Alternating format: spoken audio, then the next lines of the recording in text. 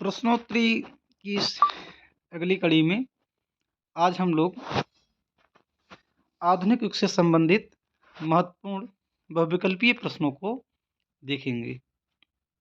तो बिना देरी के हम लोग शुरू करते हैं। आज का जो है पहला प्रश्न जो है, भारतेंदु युग की समय सीमा कब से कब तक मानी जाती है? विकल्प एक है 1850 से 1920 तक, यह गलत है। और दूसरा विकल्प है 1868 से 1900 तक, और यही विकल्प आपका सही है। तीसरा विकल्प है, यह भी गलत है।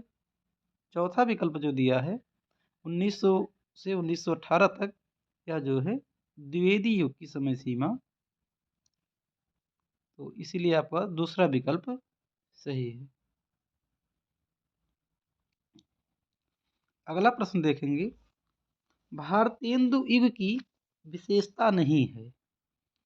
तो हर युग की अपनी अलग अलग विशेषताएं होती हैं, तो भारतेंदु युग की भी अपनी विशेषताएं रही हैं।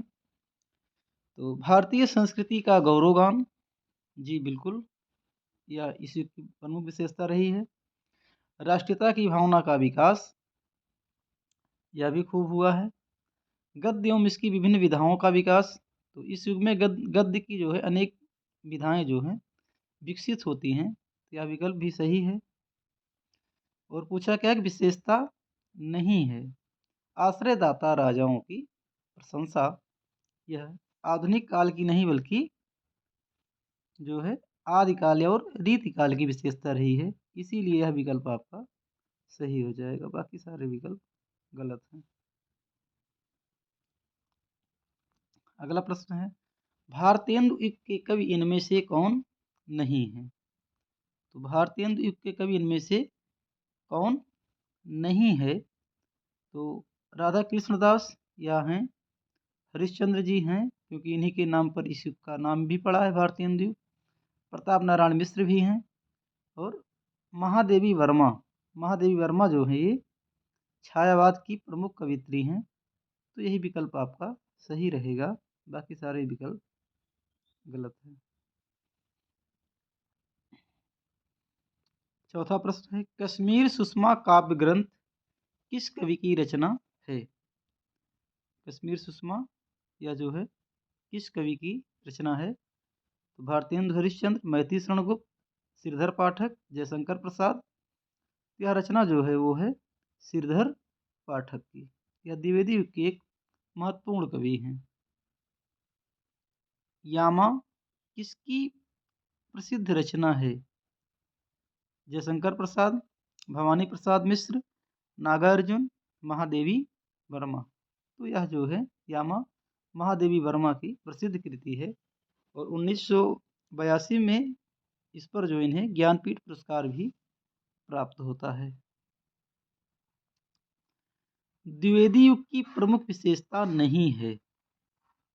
द्विवेदी युग की प्रमुख विशेषता नहीं है, खड़ी बोली की प्रधानता, यह है जो है भारतेंदु युग में आप देखेंगे कि काव्य की भाषा जो है वह ब्रज रहती है, और गद्य एवं उसकी विभिन्न विधाओं की भाषा जो है खड़ी बोली हो जाती है। लेकिन द्विवेदी युग आने पर गद्य एवं पद्य दोनों की भाषा खड़ी बोली हो जाती है, और खड़ी बोली में ही गद्य एवं पद्य दोनों की रचना होती है। मानवतावादी दृष्टिकोण का विकास यह भी है, और राष्ट्रीय, ये रचित है, ये राष्ट्रीय होना चाहिए। तो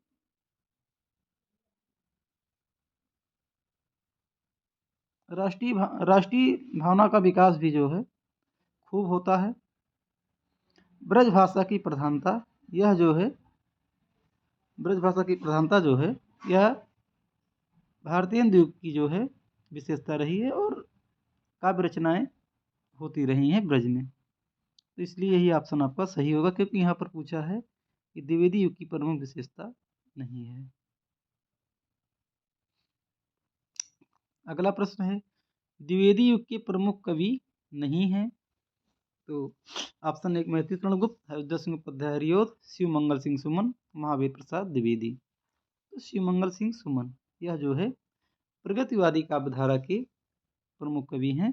तो ऑप्शन यही सही है। प्रगतिवादी काव्य की प्रमुख विशेषता नहीं। तो यहाँ पर पूछ रहा है कि प्रगतिवादी काव्य की प्रमुख विशेषता नहीं है।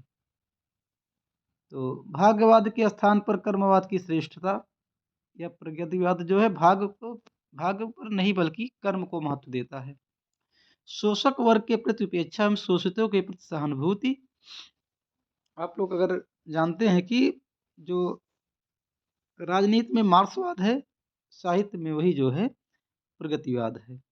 जैसे मार्क्स जो है शोषक वर्ग के प्रति उपेक्षा रखता है और शोषितों के प्रति सहानुभूति रखता है, वही चीज जो है प्रगतिवादी कवि भी करते हैं। उसमें नागार्जुन, केदारनाथ अग्रवाल, त्रिलोचन, ये सब जो है महत्वपूर्ण कवि हैं। रामधारी सिंह दिनकर भी।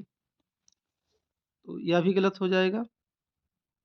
विशेषता है ये विद्रोह एवं क्रांति की भावना, यह भी बड़ी विशेषता है। ईश्वर की भक्ति, यह जो है भक्ति काल की विशेषता रही है, और यही ऑप्शन आपका हो जाएगा। अगला प्रश्न है, प्रगतिवादी काव्यधारा के प्रमुख कवि नहीं हैं। प्रगतिवादी काव्यधारा के प्रमुख कवि नहीं हैं। तो रामविलास शर्मा यह हैं, शिवमंगल सिंह सुमन यह भी हैं, नागार्जुन यह भी हैं, जयशंकर प्रसाद यह जो है छायावाद युग के प्रमुख कवि हैं। अगला प्रश्न है, उर्वशी किस कवि की रचना है? जयशंकर प्रसाद, रामधारी सिंह दिनकर, मैथिली शरण गुप्त, नागार्जुन। तो उर्वशी जो है यह रामधारी सिंह दिनकर की प्रसिद्ध रचना है, और 1972 में इनको जो है इस पर ज्ञानपीठ पुरस्कार भी मिलता है। अगला है, भारत भारती किस कवि की रचना है?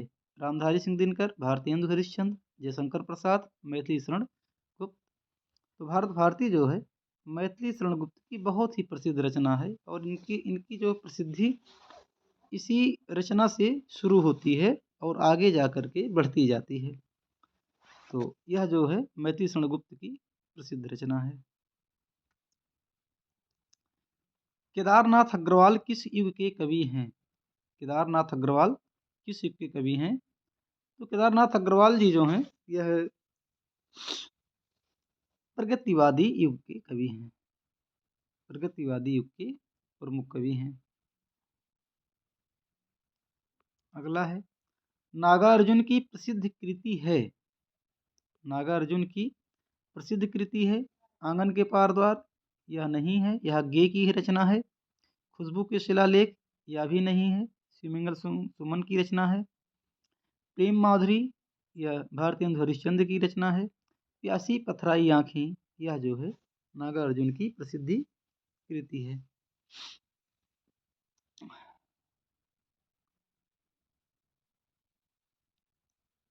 तार सप्तक में कितने कवियों को शामिल किया गया है? तो पूछ रहा है कि तार सप्तक में कितने कवियों को शामिल किया गया है। 1943 में तार सप्तक का प्रकाशन होता है। अज्ञे जी उसके संपादक होते हैं। तो उसमें जो है तीसरा ऑप्शन जो दिया 7 कवि, तो 4 सप्तक प्रकाशित होते हैं। सप्तक, पहला दूसरा सप्तक, तीसरा सप्तक और चौथा सप्तक। तो इस तरीके से जो है 7 कवि प्रत्येक सप्तक में शामिल रहते हैं। प्रयोगवादी काव्य की प्रमुख विशेषता नहीं है। प्रयोगवादी काव्य की प्रमुख विशेषता नहीं है। घोर वैयक्तिकता, यह है। प्रेम भावनाओं का खुला चित्रण, यह भी है। नवीन उपमानों का प्रयोग, यह भी है। विद्रोह एवं क्रांति की भावना, यह जो है प्रगतिवादी काव्य की मुख्य विशेषता है। ठंडा लोहा नामक कृति किस कवि की रचना है? तो ठंडा लोहा जो है गिरिजा कुमार माथुर, अज्ञे, धर्मवीर भारती, भवानी प्रसाद मिश्र, यह जो है धर्मवीर भारती की प्रसिद्ध रचना है। इंद्रधनुष रौदे हुए ए नामक कृति किस कवि की रचना है? तो धर्मवीर भारती, शमशेर बहादुर सिंह, सच्चिदानंद हीरानंद वात्स्यायन अज्ञे, भवानी प्रसाद मिश्र। यह अज्ञे जी की प्रसिद्ध रचना है। इसके अलावा उनकी हरी घास पर चढ़ और भग्नदूत, इत्तलम इत्यादि जो है इनकी प्रसिद्ध काव्य ग्रंथ हैं। छायावाद काव्य की बृहत्त्रयी में शामिल कवि नहीं है। तो जयशंकर प्रसाद हैं, निराला हैं, पंत हैं, मैथिली शरण गुप्त जो है ये जो है द्विवेदी युग के प्रमुख कवि हैं। यही ऑप्शन आपका सही हो जाएगा, क्योंकि पूछा बृहत्त्रयी में शामिल कवि नहीं है। सुमित्रानंदन पंत की रचना है। उर्वशी रामधारी सिंह दिनकर की रचना है। साकेत जो है मैथिली शरण गुप्त की है। कामायनी जयशंकर प्रसाद की है। पल्लव जो है यह सुमित्रानंदन पंत की रचना है। यही ऑप्शन आपका सही हो जाएगा। अगला है अर्धनारीश्वर नामक कृति के रचयिता हैं। सुमित्रानंदन पंत, जयशंकर प्रसाद, रामधारी सिंह दिनकर और सूर्यकांत त्रिपाठी निराला। तो यह कृति जो है रामधारी सिंह दिनकर जी की है और ये ऑप्शन आपका सही है। उद्धव शतक की रचनाकार कौन है? उद्धव शतक की रचनाकार कौन है? तो इसके रचनाकार जो हैं जगन्नाथ दास रत्नाकर हैं।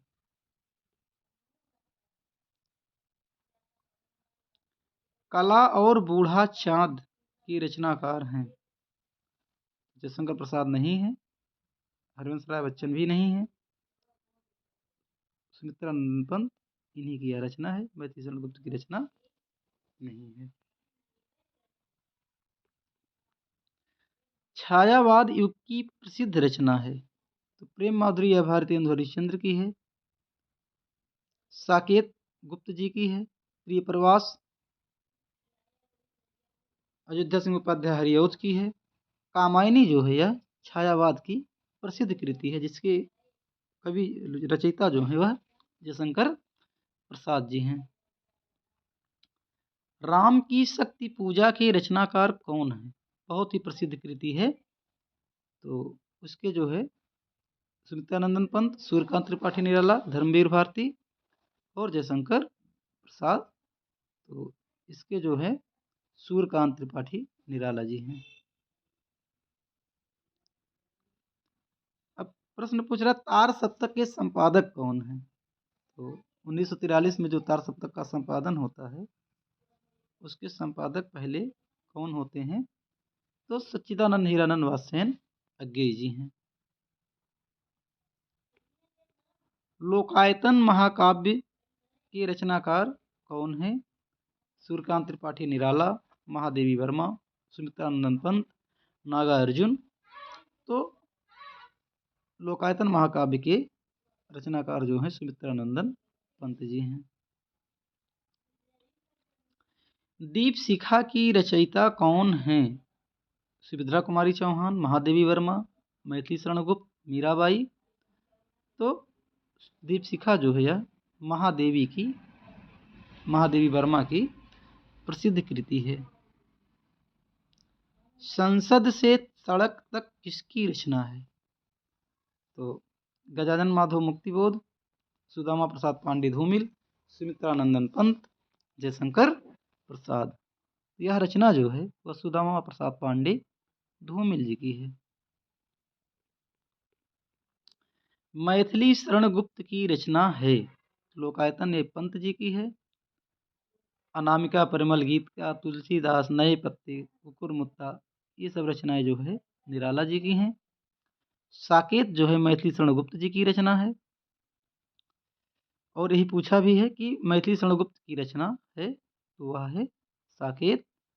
कामायनी जो है यह जयशंकर प्रसाद की रचना है।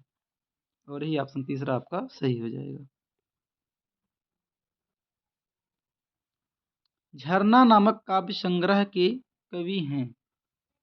तो झरना जो है छायावाद का प्रथम काव्य संग्रह भी माना जाता है और जयशंकर प्रसाद का भी प्रथम काव्य संग्रह है। तो इसके जो हैं कवि जो हैं जयशंकर प्रसाद जी हैं। 1918 में प्रकाशित होता है।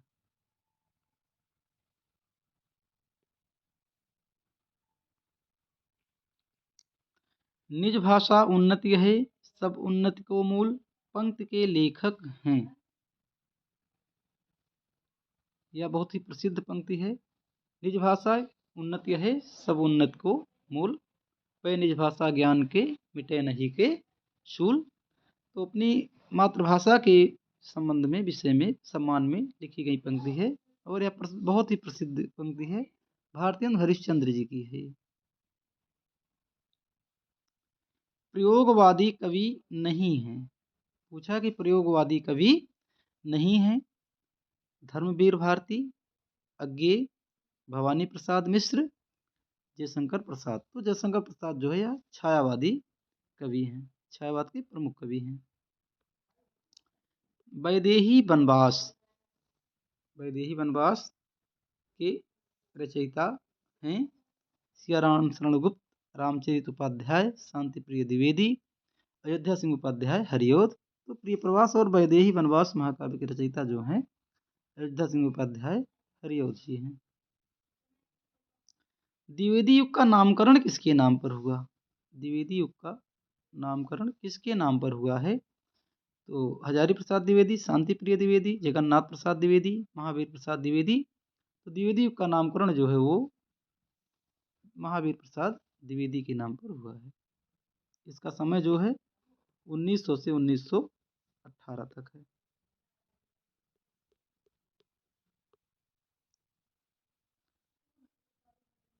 रंग में भंग कृति किसकी है? जयशंकर प्रसाद, महावीर प्रसाद, महादेवी वर्मा, मैथिली शरण गुप्त। तो यह मैथिली शरण गुप्त की प्रसिद्ध रचना है।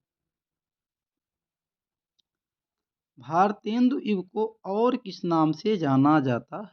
प्रत्येक युग के कई नाम होते हैं, तो ऐसे ही भारतेंदु युग के भी 2-3 नाम अलग अलग विद्वानों ने अलग अलग नाम दिए हैं। तो पहला ऑप्शन है स्वातंत्र्योत्तर काल, यह नहीं है। उपनिवेश काल, यह भी नहीं है।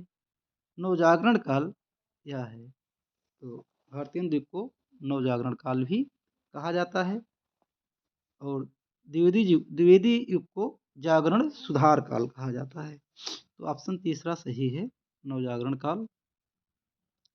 किस कवि को राष्ट्र कवि का सम्मान प्राप्त हुआ है?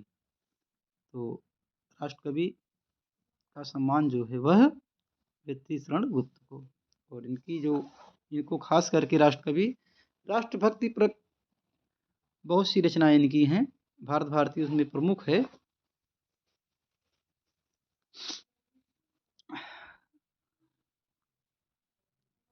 40वां प्रश्न है, अनामिका किस कवि की रचना है? तो महादेवी वर्मा, सूर्यकांत त्रिपाठी निराला, जयशंकर प्रसाद, मैथिली शरण गुप्त। तो अनामिका जो है, अनामिका परिमल गीत का, तुलसीदास, नए पत्ते, कुकुरमुत्ता, राम की शक्ति पूजा है, इस सब काव्य संग्रह जो है निराला जी के हैं और दूसरा ऑप्शन आपका सही है। तो प्रश्नोत्तरों की इस माला में हम जो है 40 प्रश्नों को लेकर के आए थे, और तो कमेंट करके आप लोग बताइएगा कि यह प्रश्नोत्तरी की श्रृंखला कैसी लगी आप लोगों को। आगे जिस टॉपिक पर प्रश्नोत्तरी आप लोग चाहते हों, कमेंट करके हमें बता सकते हैं। आप लोगों को बहुत बहुत धन्यवाद।